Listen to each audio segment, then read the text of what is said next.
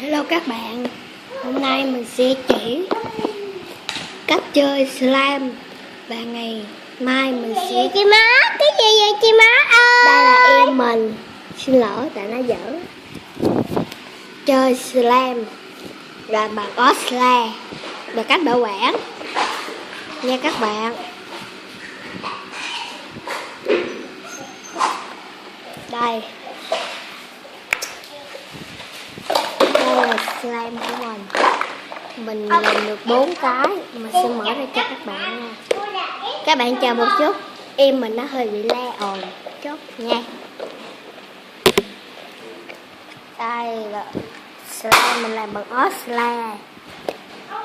Mình sẽ lấy màu xanh này trước nha. Đây.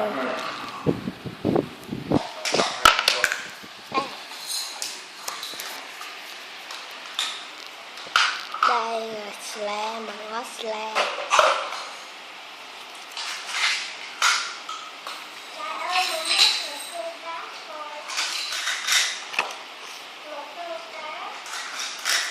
Rất là dài các bạn nha. Quay. Đây rất là dài, nó dài ghê gớm. Dài quá trời dài luôn đó các bạn. Đó, cái dài quá trời luôn.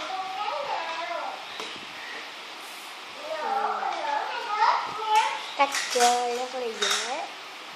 Mình nắm kéo ra và tạo hình. Mình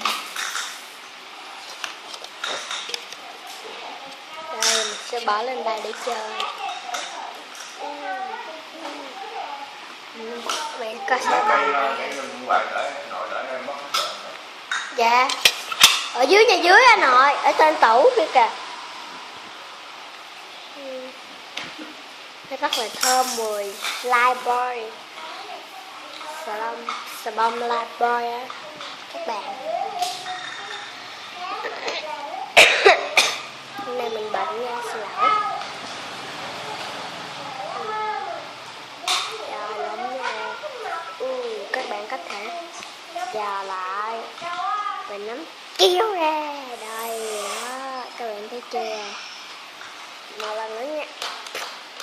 Đây đó, các bạn thấy chưa?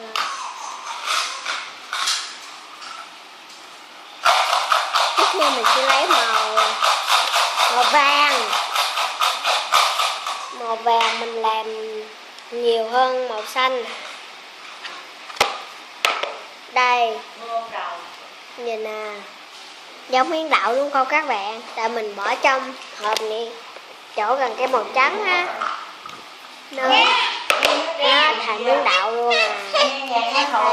Em mình nó phé, xin lỗi các bạn. Đây. Đừng. Em mình nó phé lắm các bạn. Sorry. Ê đừng. Đừng có phé. Ôi đất rồi. Đừng xua lời quá. Con xua nó phé các bạn. Dạ. Thôi đừng phé nữa xua.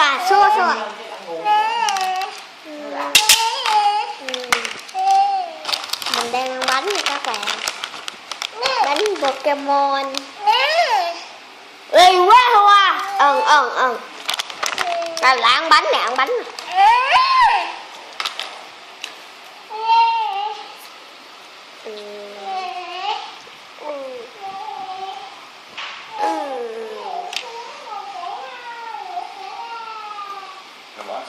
Bỏ xuống đất đi vậy.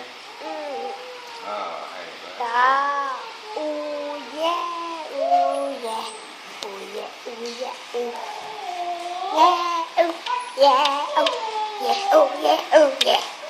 Tiếp theo nha các bạn.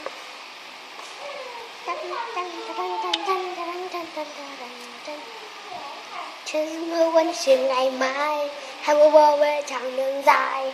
Hôm nay anh bên em ta sẽ luôn như hôm nay, và anh chỉ cần có thế. Cho đến lúc hai ta giằng hơn nhau, có vết thương nhưng phút đầu Em hãy cứ tin rằng và nhớ mà là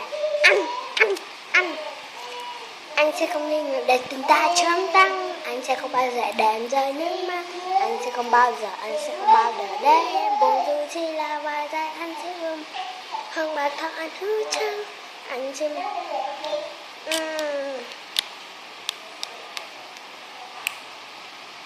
sáng đi cùng giờ đi làm chung một đường,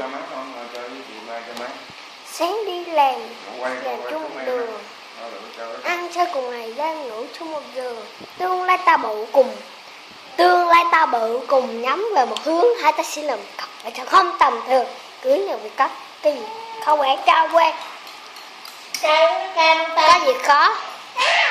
Cô nói em không cần lo xa, giận cô nói để em lo cho để bao nhiêu đó là đủ thôi đi nha. Con Isu này lì quá à. Qua uống nước cam. Nè em uống nước cam chị ba chụp hình cho em nè, chị Mốt chụp hình cho em nè. Rồi. Bye bye các bạn. Này bưng uống rồi không chị